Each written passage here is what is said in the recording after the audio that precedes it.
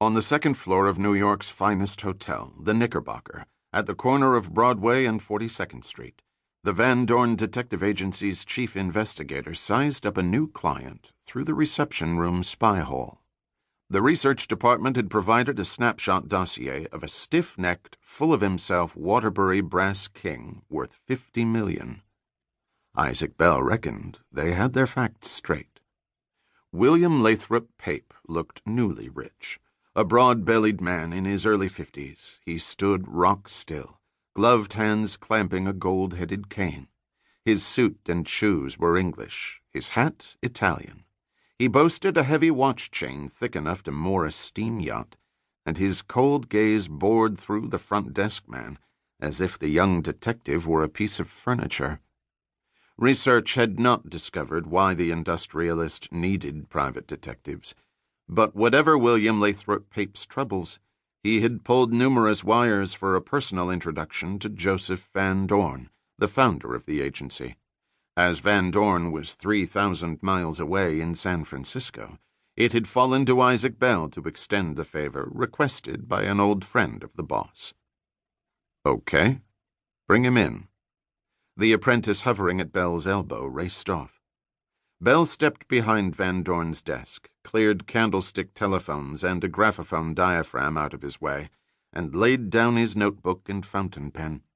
He was tall and about 30 years of age, built lean and hard, with thick golden hair, a proud mustache, and probing blue eyes. On this warm spring day, he wore a tailor-made white linen suit. The hat he had tossed on Van Dorn's rack was white, too, with a broad brim and a low crown.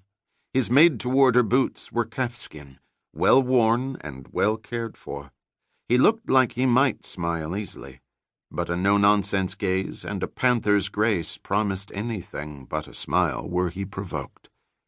The apprentice delivered Pape. Isaac Bell offered his hand and invited him to sit. Pape spoke before the apprentice was out of the door.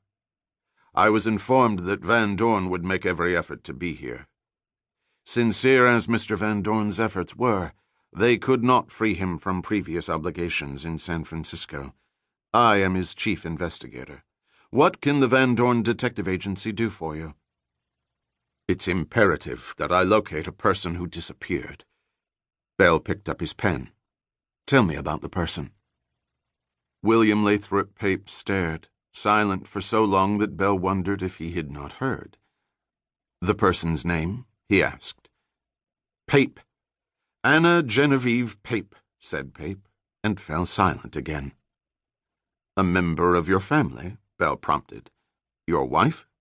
"Of course not." "Then who?" "My daughter, for pity's sake. My wife wouldn't—" His voice trailed off. Bell asked, "How old is your daughter, Mr. Pape?" 18. "When did you last see Anna?" "At breakfast on February 27th. "Did she often go away for long periods of time?" "Of course not. She lives at home and will until she marries." "Is she engaged?" "I told you she's only just turned 18. Isaac Bell asked a question that he was reasonably sure he already knew the answer to. "When did you report that the girl was missing?" "I'm doing that right now." "But today is March 24th, Mr. Pape. Why have you waited so long to raise the alarm?" "What does it matter?" "It is the first question the police will ask when they get wind we're looking." "I do not want the police involved." The tall detective had a steady baritone voice. He used it to speak soothingly, as if explaining a disappointment to a child. Police involve themselves when the facts of a case indicate the possibility of foul play. She's an innocent girl. There's no question of foul play. Policemen suspect the worst. Why did you wait so long to raise the alarm if Anna's disappearance was unusual? Pape gripped his stick harder. "I suspected that she ran away to New York." "What did she want in New York?" "To become an actress." Isaac Bell hid a smile. The situation was immensely clearer. "May I ask why you have come to the Van Dorn Agency at this juncture? She should have come home with her tail between her legs after a couple of weeks.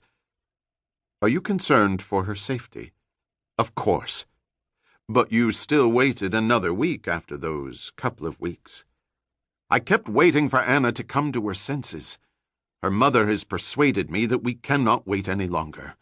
Listen here, Belle. She was always a level-headed child. Since she was a little girl, eyes wide open. She's no flibbertigibbet. Then you can comfort your wife with the thought that a girl with Anna's qualities stands a good chance of a successful career in the theater." Pape stiffened. "She would disgrace my family."